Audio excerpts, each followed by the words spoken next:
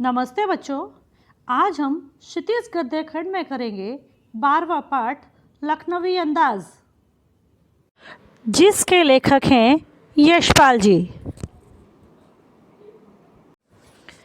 यशपाल जी का जन्म सन 1903 में पंजाब के फिरोजपुर छावनी में हुआ था।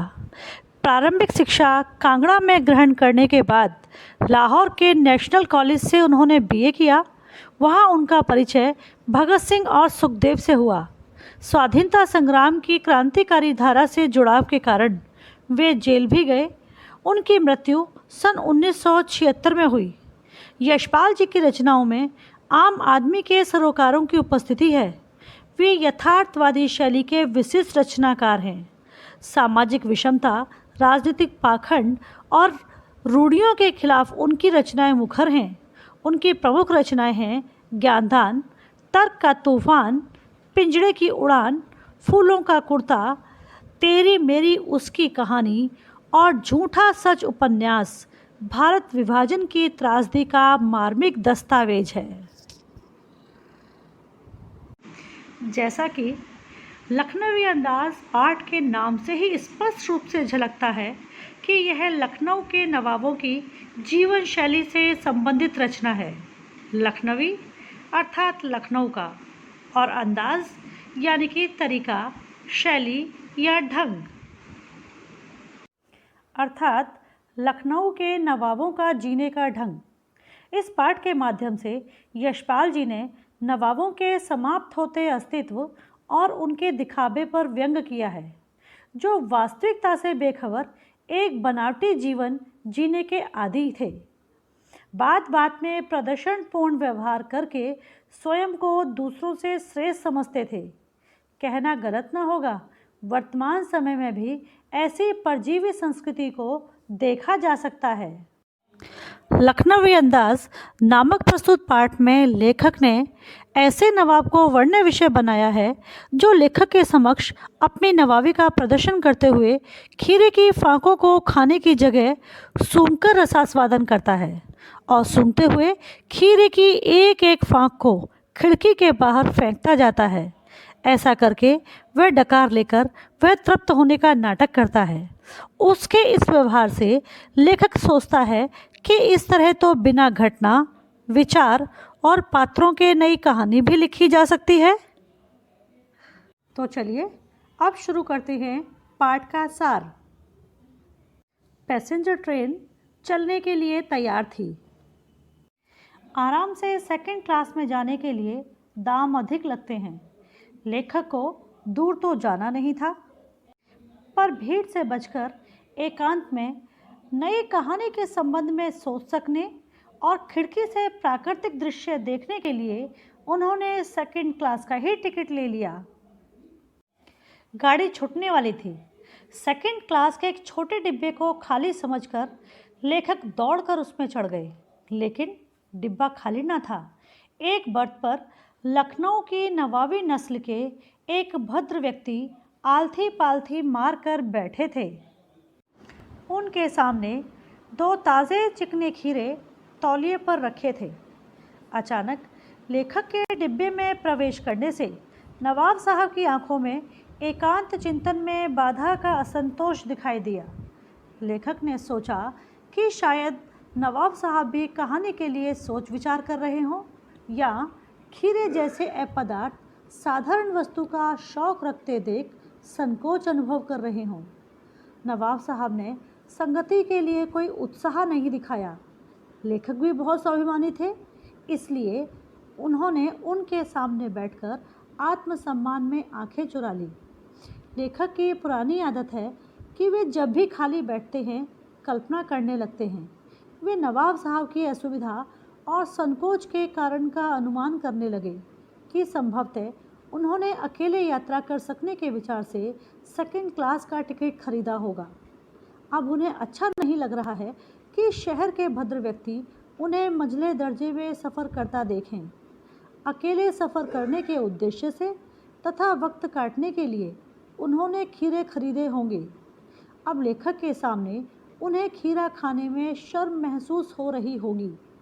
लेखक कनखियों से नवाब साहब की ओर देख रहे थे, लेकिन नवाब साहब गाड़ी की खिड़की से बाहर देख रहे थे।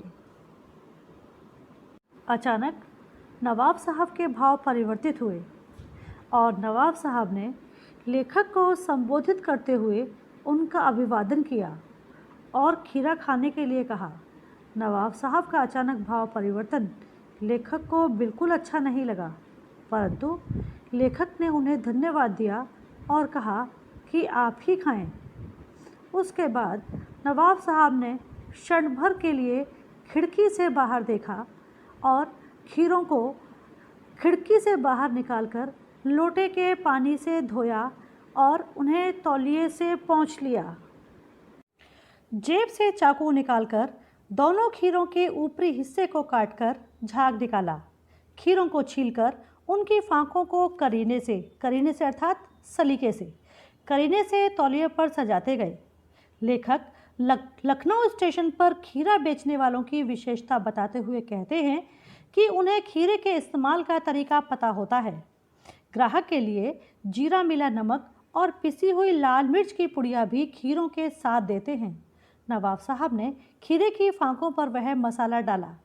उनकी प्रत्येक भावभंगिमा और जबड़ों के फड़कने से स्पष्ट था कि ऐसा करते समय उनका मुख खीरे के रसास्वादन की कल्पना से पानी से भर गया है। लेखक सोच रहे हैं कि मियाँ रईस बनते हैं, लेकिन लोगों की नज़रों से बच सकने के विचार से अपनी वास्तविकता पर उतर आए हैं। नवाब साहब ने फिर एक बार लेखक से खीरा खाने के लिए पूछा।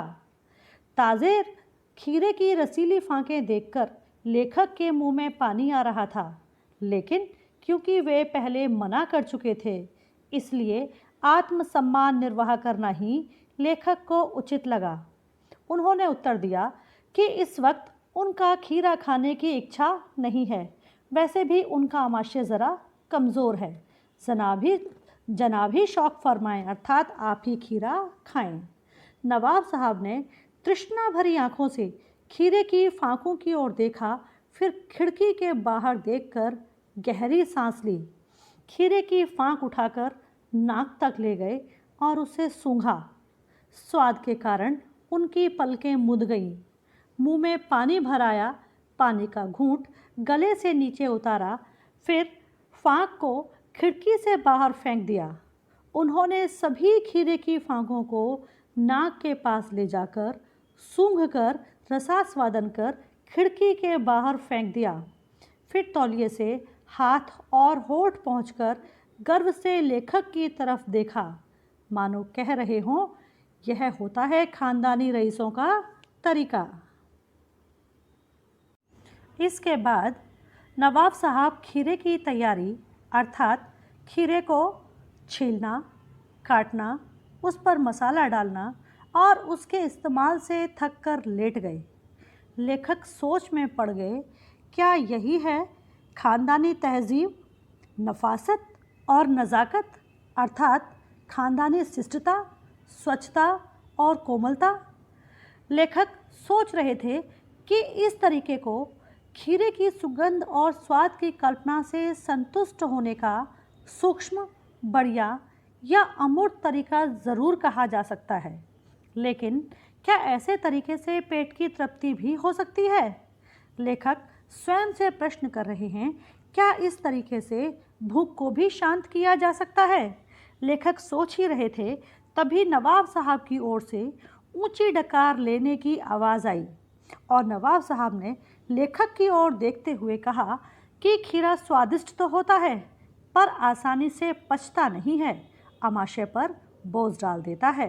इस घटनाक्रम से लेखक के ज्ञान चक्षु खुल गए, अर्थात उनके ज्ञान रूपी नेत्र खुल गए और उन्हें बात समझ में आ गई। उन्होंने जाना कि जब खीरे की सुगंध और स्वाद की कल्पना मात्र से पेट भर जाने की डकार आ सकती है, तो बिना विचार, घटना और पात्रों के लेखक की इच्छा मात्र से नई कहानी क्यों नहीं बन सकती? बच्चों, जैसा कि आपको बताया गया कि यह एक व्यंग रचना है, जिसमें यह स्पष्ट किया गया है कि बिना कथ्य के कहानी नहीं रची जा सकती।